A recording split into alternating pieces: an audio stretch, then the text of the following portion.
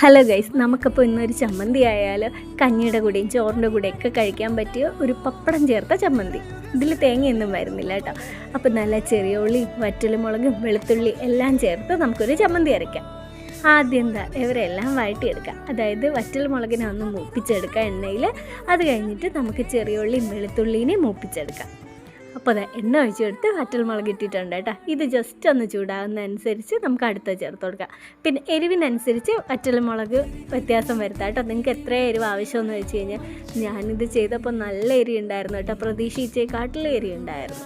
അപ്പോൾ നോക്കിയാൽ ആദ്യം അവരെല്ലാം വഴറ്റിയെടുത്തിട്ടുണ്ട്. ഇനി അവരെ 1 by 1 ആയിട്ട് ചേർത്ത് നമുക്ക് മിക്സി ചേർത്തൊന്ന് അടിച്ചെടുക്കാം.